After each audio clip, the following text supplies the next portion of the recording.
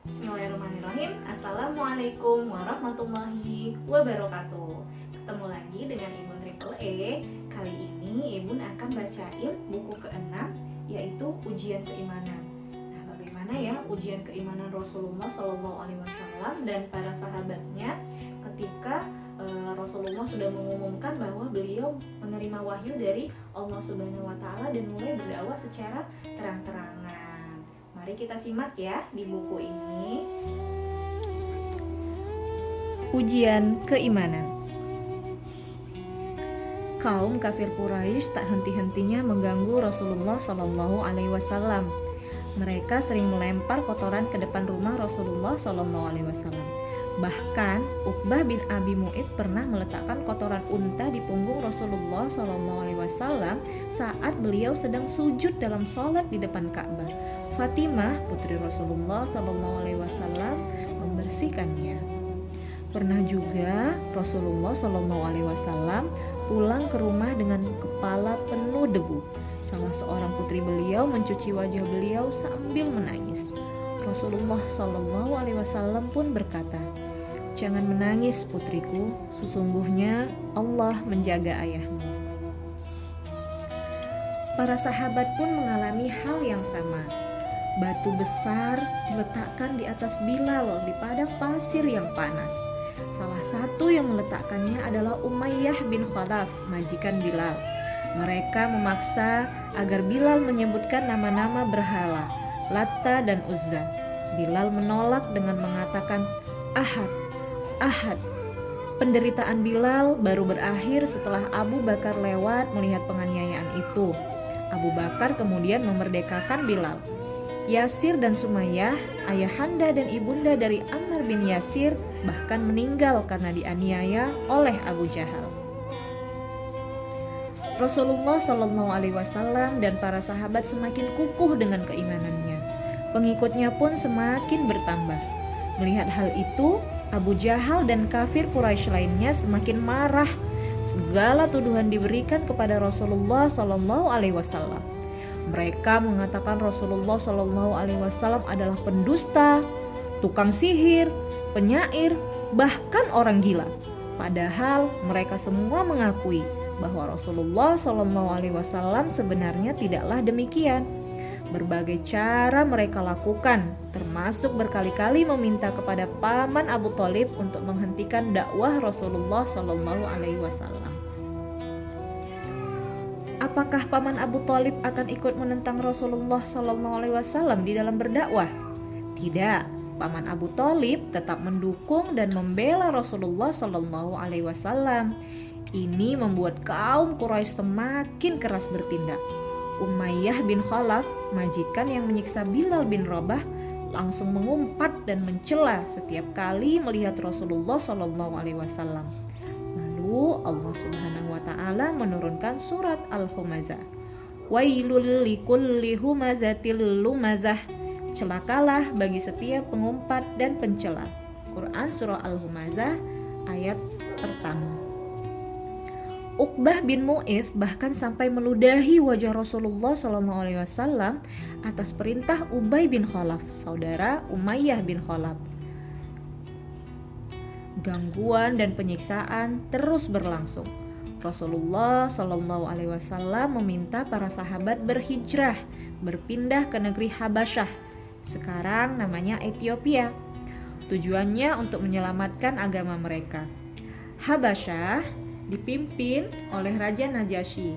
Meski beragama Nasrani, Najasyi adalah raja yang adil. Rombongan para sahabat terdiri dari 12 orang laki-laki dan 4 orang wanita.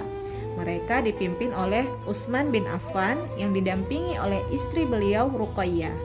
Ruqayyah adalah putri Rasulullah Shallallahu Alaihi Wasallam. Ini adalah hijrah pertama dalam Islam. Rombongan hijrah kedua diberangkatkan dengan jumlah yang lebih banyak, yaitu sekitar 83 orang.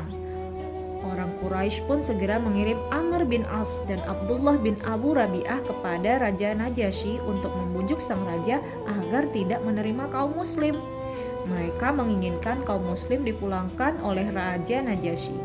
Ja'far bin Abi Thalib bertindak sebagai wakil dari kaum muslim untuk bicara. Bisakah engkau membacakan sedikit ajaran Allah yang dibawa Muhammad? Tanya Najasyi. Ja'far pun membaca surat Maryam. Raja Najasyi dan para pendeta yang hadir mulai menangis. Najasyi kemudian berkata kepada utusan Quraisy, "Sesungguhnya agama ini dan agama yang dibawa oleh Isa bersumber dari cahaya yang sama. Pergilah, demi Allah aku tidak akan menyerahkan mereka pada kalian. Tidak akan pernah."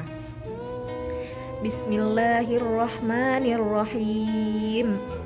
Kaf ha ya ain sad. Dzikru rahmati rabbika 'abdahu Zakaria idh nada rabbahu nidaan khafiyya.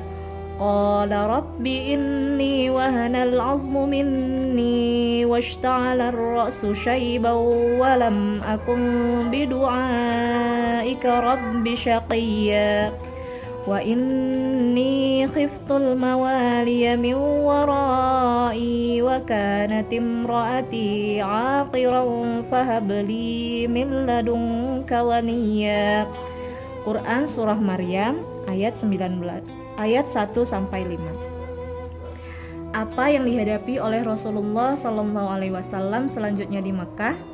Kafir Quraisy semakin berani, termasuk Abu Jahal. Suatu hari di Bukit Safa, seperti biasa Abu Jahal menghina dan mengganggu Rasulullah SAW. Abu Jahal menghantam kepala Rasulullah SAW dengan sebongkah batu hingga berdarah. Peristiwa ini membuat Hamzah bin Abdul Muthalib, paman Rasulullah SAW, sekaligus jagoan muda Quraisy, memeluk Islam. Hamzah pun menjadi salah satu pejuang utama kaum muslim. Masuk Islamnya Hamzah bagaikan sebuah sinar terang untuk Rasulullah SAW dan kaum muslim. 3 hari setelahnya, sinar terang itu semakin gemerlap ketika Umar bin Khattab, orang yang sangat ditakuti dan disegani oleh Quraisy, pun masuk Islam. Al-Faruq atau tegas dalam membedakan yang hak dan yang batil adalah gelar Umar setelah masuk Islam. Kamu perlu tahu, masuk Islamnya Umar adalah jawaban dari doa Rasulullah SAW. Ya Allah, kukuhkanlah Islam ini dari 2 orang yang kau cintai, Umar bin Khattab atau Abu Jahal bin Hisham. Ternyata yang paling dicintai Allah Subhanahu wa Ta'ala adalah Umar. Hadis riwayat Tirmizi. Kaum musyrik Quraisy semakin cemas mengetahui Hamzah dan Umar ada di tengah kaum muslim. Mereka pun mencoba menawarkan harta yang dapat menjadikan Rasulullah SAW orang terkaya di antara mereka. Mereka juga menawarkan jabatan sebagai raja mereka. Bahkan mereka mengajak Rasulullah SAW untuk menyembah Tuhan secara bergantian. Sehari Rasulullah SAW menyembah berhala, sehari lagi mereka menyembah Allah Subhanahu wa Ta'ala. Bersediakah Rasulullah SAW? Tentu saja upaya kaum musyrik sama sekali tidak berhasil.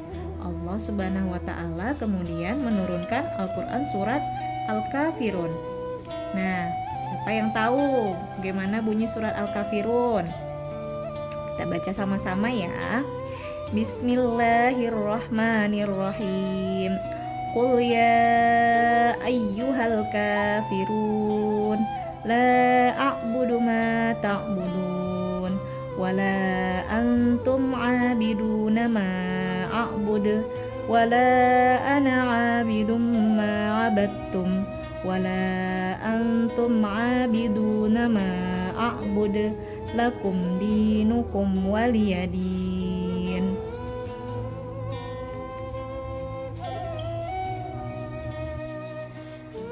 Subhanallah, Masya Allah, ternyata ujian keimanan yang diterima oleh Rasulullah SAW dan para sahabatnya sangat berat ya adik-adik. Bahkan Rasulullah dilempari kotoran unta, pukul, diludahi, wah semua dirasakan oleh Rasulullah. Bagaimana ujian mempertahankan keimanan itu sungguh sangat berat. Namun Rasulullah dan para sahabat tetap kuat dan mempertahankan